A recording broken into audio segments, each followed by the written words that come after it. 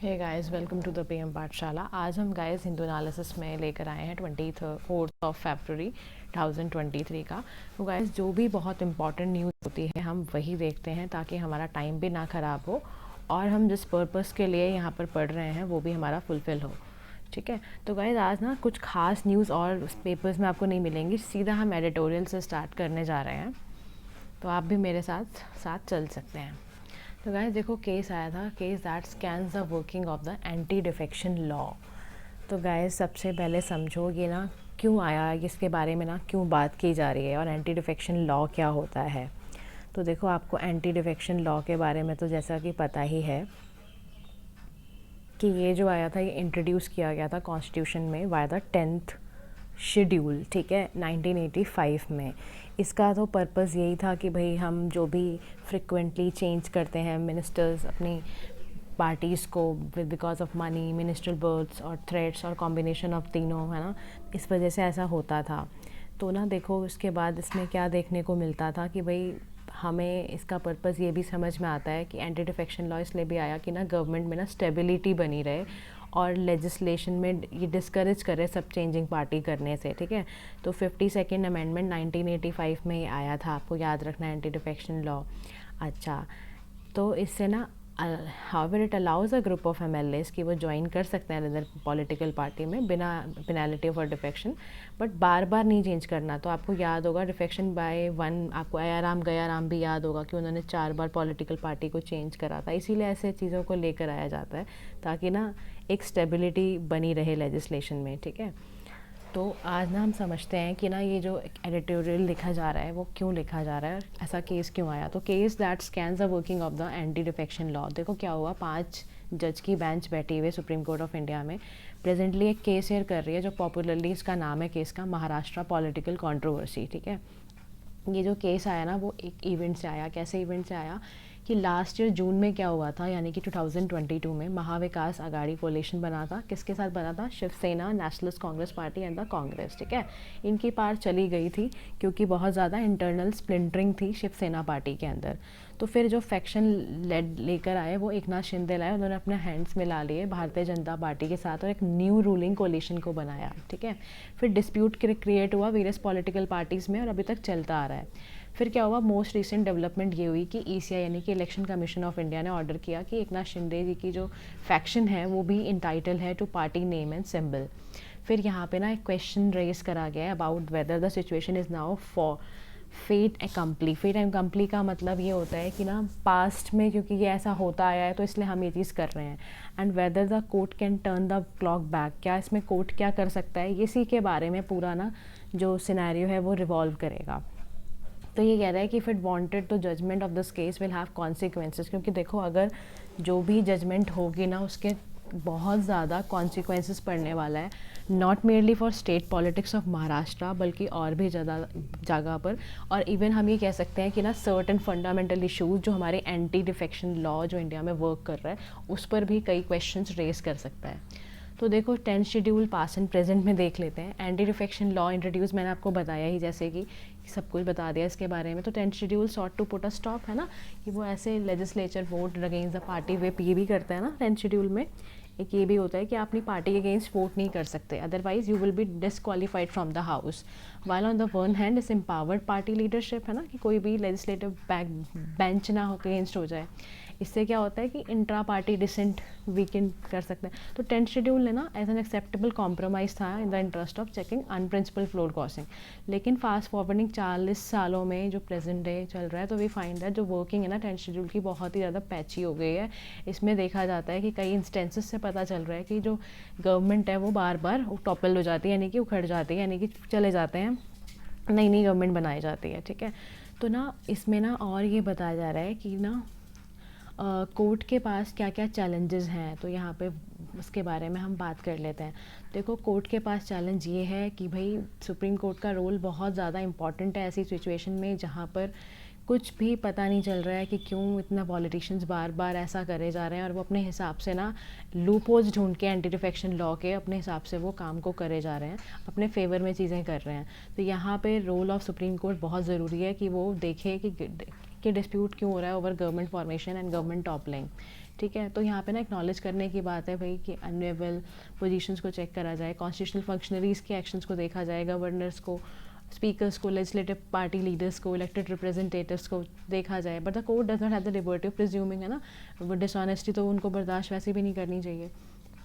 तो यहाँ पर ना फिर ये यहाँ बात कर रहा है कि देखो, कह रहा है कि ये ऐसा सिर्फ मुंबई या महाराष्ट्र के केस में नहीं हुआ है, बल्कि कर्नाटका पॉलिटिकल कंट्रोवर्सी तो ऑलरेडी हो चुकी है कि वहाँ पर भी ऐसा हो चुका है कि एंटी डिफेक्शन लॉ के लूप होल्स को दिखाकर यूज़ करा गया था और बहुत अच्छे से उसको निकाला गया था। तो हमने ये भी देखा हुआ है कि ऐसा हो रहा है कि मास रेजिग्नेशंस आ रहे हैं पॉलिटिकल पार्टीज़ की तरफ से, तो वो फिर आप उसको डिफेक्शन में काउंट ही नहीं कर सकते हो, ठीक है। तो फिर यहाँ पर ये कह रहा है कि एक जो और भी यहाँ पर इंटरवेंशन हुई थी, तो कह रहा कि देखो, जब शिवसेना रिबेल कर रही थी against Uddhav Thackeray and were not in as a resort in the Guwahati allegations of state political intervention, यहाँ पर ना deputy speaker, there was no speaker at the time, move to disqualify rebel. है ना, क्या होता है, डेप्यूटी स्पीकर भी चला जाता है, पार्टी अगर नहीं, नो कॉन्फिडेंस मोशन लग गया है या उस पर जाए, पार्टी ख़त्म हो रही है, नया पॉलिटिकल पार्टी आएगी तो वो नया स्पीकर अपॉइंट करेगी, है ना। तो यहाँ पर ये बताया गया था कि deputy speaker therefore as per the supreme court judgement in Nabam Rebia were disqualified from deciding disqualification, है ना। तो वहाँ पर वो साफ साफ बोल दिया था। तो यहाँ पर ना बहुत ज़्यादा ना MLAs क्या कर रहे हैं, रिबेल कर रहे हैं कि वो हु मे और may not have subjected themselves to disqualification का वो करने ही नहीं देते, वो वहाँ तक बात ही नहीं आने देते हैं। तो देखा जा रहा है कि जितनी भी नई गवर्नमेंट बनती है ना, फिर वो नया गवर्नर लेकर आती है, नया स्पीकर लेकर आती है, तो वो ना डिस्क्वालिफिकेशन छोड़कर फॉल्ट, इसमें एक टर्म आ गया, ध्यान रखना, फेट अकम्पली का। तो ये कह रहा है कि इन सारी सिचुएशन से बचने का तरीका क्या है। तो देखो, बचने का तरीका ये है कि सुप्रीम कोर्ट को बहुत अच्छे से एग्जामिन करना पड़ेगा कि जो इस तरह की कंट्रोवर्सी आ रही हैं उसको कैसे ठीक करा जाए, कैसे कॉन्स्टिट्यूशनल पैरामीटर्स में चलाया जाए। क्योंकि अगर ये नहीं रहेगी ना, नहीं चेंज करा अगर ऐसा पॉलिटिकल सिचुएशंस को, तो फिर तो 10th शेड्यूल एक डेड लेटर की तरह हो जाएगा। तो ऐसा इसमें बोला जा रहा है कि सुप्रीम कोर्ट को बहुत ही ज़रूरी है कि वो काउंटर वेट करे पॉलिटिकल पावर को, और कॉन्स्टिट्यूशनलिज्म की डोजेस को बढ़ाना बहुत ज़रूरी है किसी भी पॉलिटिक्स ऑफ गवर्नमेंट फॉर्मेशन में या टॉपलिंग में। तो यहाँ पर कोर्ट की जजमेंट बहुत ज़्यादा इंपॉर्टेंट होगी, ठीक है। तो गाइस, नेक्स्ट हम चलते हैं जिसमें ना इंडिया के R&D एस्टिमेट्स को बताया गया है, इनकम्प्लीट पिक्चर। तो यहाँ ना this article is not so much important, but there are so many facts for your prelims examination. तो हम ना उसको लिए करते हैं। देखो, इंडिया का जो R&D एक्सपेंडिचर है ना, यानी कि research and development expenditure with respect to GDP ratio, वो 0.7 है, बहुत ही लो है। अगर आप कंपेयर करोगे दूसरी इकॉनमीज़ के साथ तो बहुत लो है। फिर इसका रीज़न क्या है, लो इन्वेस्टमेंट का इन R&D, वो कॉर्पोरेट सेक्टर है। क्योंकि कॉर्पोरेट सेक्टर जबकि देखो अकाउंट करता है gross domestic expenditure and R&D is leading economies, तो किसका शेयर 37% है। लेकिन फिर भी एविडेंस है कि जो इंडिया का GRD रेट्स हैं वो सारे के सारे अंडर एस्टिमेट करे जा रहे हैं। फिर ये कह रहा है कि इशू क्या है करंट सिस्टम के साथ, क्यों रिसर्च एंड डेवलपमेंट में इतना पैसा नहीं लगाया जा रहा है। तो इसमें कह रहा है कि ना national science and technology management information system है, DST है, ये एक एजेंसी है जो ना GRD, यानी कि क्या करना है, GRD का कहते हैं gross domestic expenditure on R&D बोलते हैं उसको, उसके पूरे डेटा को कंपाइल करती है। And it is easier to gather the information by government sector, higher education sector और पब्लिक सेक्टर, आपके सेक्टर वाले। लेकिन चैलेंजेस जो लाई करता है ना डेटा कलेक्ट करने में, वो प्राइवेट कॉर्पोरेट सेक्टर से करता है।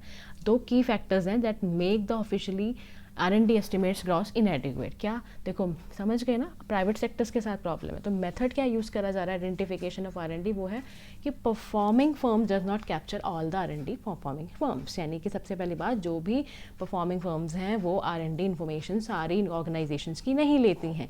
यानी कि जो national science and technology management information system है वो सिर्फ रिलाई करता है दो चीज़ों पे, department of science and industrial research उसको ले लेता है डेटा, और प्रोवेस डेटा बेक बनाकर आपका मॉनिटर करता है इंडियन इकॉनमी प्राइवेट लिमिटेड को किस पर्पज़ के साथ। लेकिन यहाँ पे बहुत सारी ना ऑर्गेनाइजेशन छूट जाते हैं जो कि नहीं इसमें इसका पार्ट बनती है, इसमें बहुत सारी क्रिटिकल सेंसिटिव इन्फॉर्मेशन भी निकल जाती हैं। फिर यह कह रहा है कि ना प्रोवेस डेटा होने की वजह से क्या होता है कि ना, जैसे कि ना इसने बताया कि ना कभी फॉर एग्जांपल सिकटपल टेक्नोलॉजी है which is leading startup in India, वो फोकस कर रहा है artificial intelligence based health take बनाने में। उसने 19 पेटेंट बनाए हैं, 2022 में फाइल करे थे।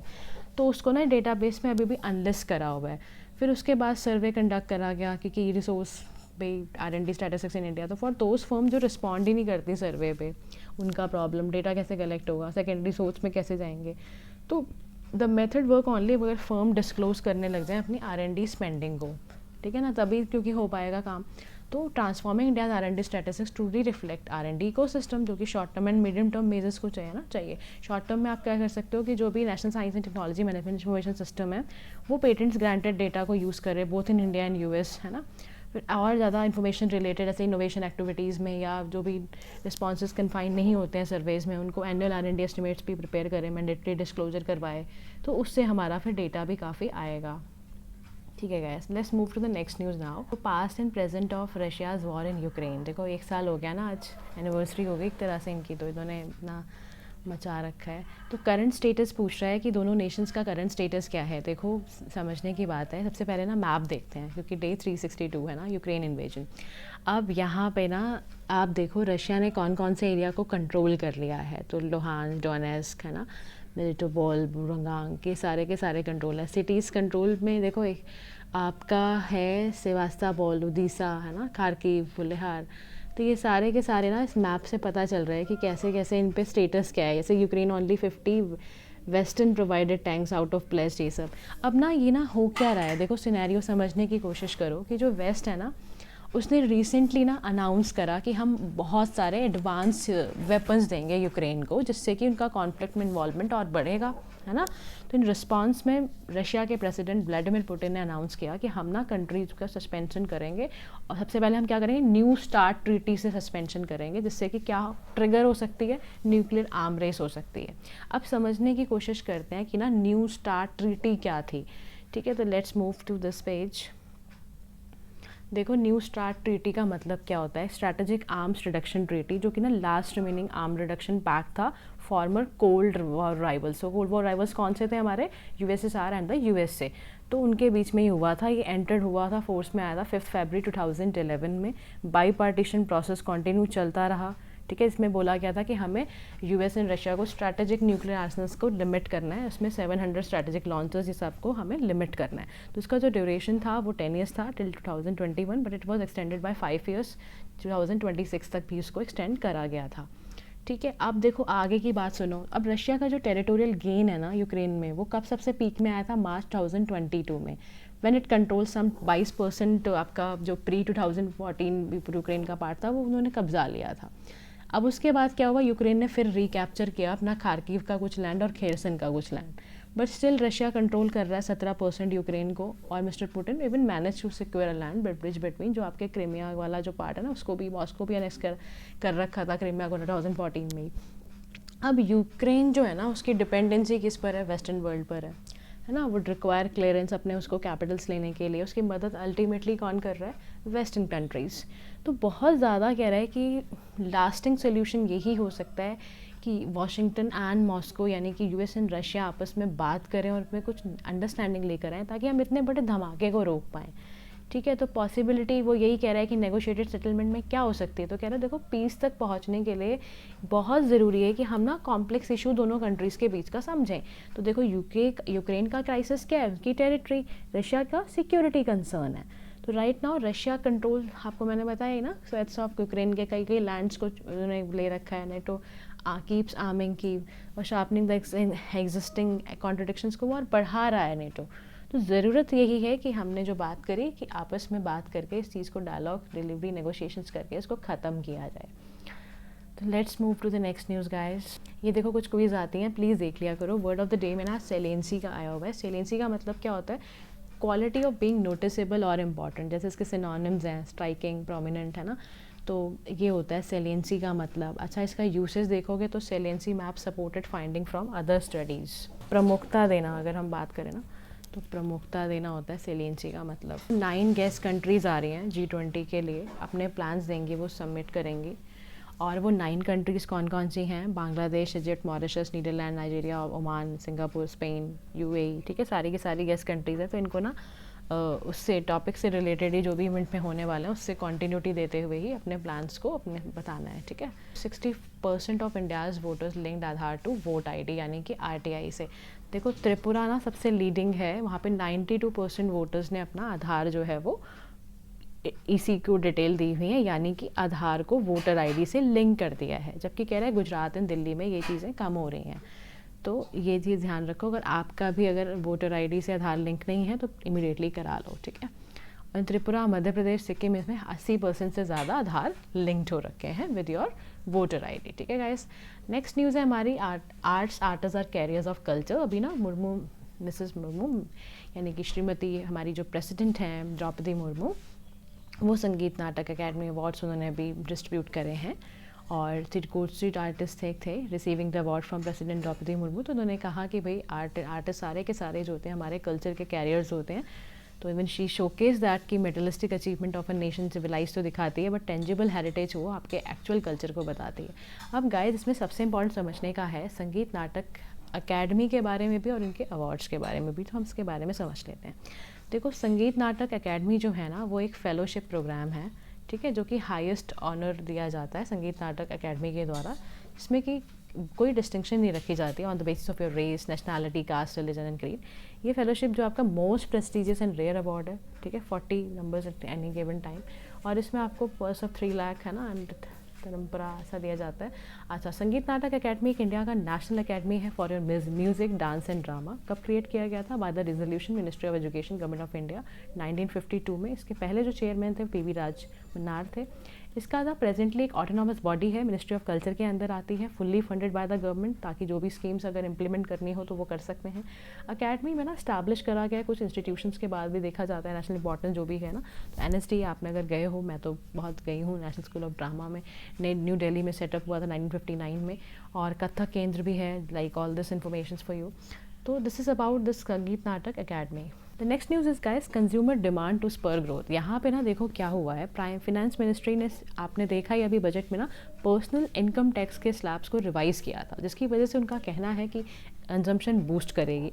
और क्योंकि हमें इस बार डर है कि एल नीनो ईयर हो सकता है, तो यानी कि जो रेनफॉल है वो कम होगी, तो उससे आपको पता ही है कि वो है ना, तो इससे ना ग्लोबल कमोडिटी प्राइसेस में है ना, फिर वापस से प्री पैंडेमिक लेवल तक लाने के लिए, और इन्फ्लेशन बढ़ सकती है। अगर आपको पता है एक चीज़, इन्फ्लेशन बढ़ना बड़ा आसान है, उसको कम करना ना, सुना भी नहीं होगा आपने, बहुत मतलब मुश्किल होता है, इट्स वेरी डिफ़िकल्ट एडजस्टमेंट करना। तो डाउनवर्ड एडजस्टमेंट जो वर्ड है ना, वो it's very difficult in inflation, ठीक है, मे लॉन्गर टू अकर है ना, स्पेशली अगर global commodity prices don't revert to the pre pandemic level, आ ही नहीं रहे हैं। तो यहाँ पर ये बोल रहे हैं कि सिटीज़ हाई फ्रिक्वेंसी इंडिकेटर्स है ना, इसमें कॉन्शियसली ऑप्टिमिस्टिक तरीके से इस बारी ना बढ़ने की कोशिश की जा रही है, ताकि इन्फ्लेशनरी प्रेशर्स को हम कम कर पाएँ।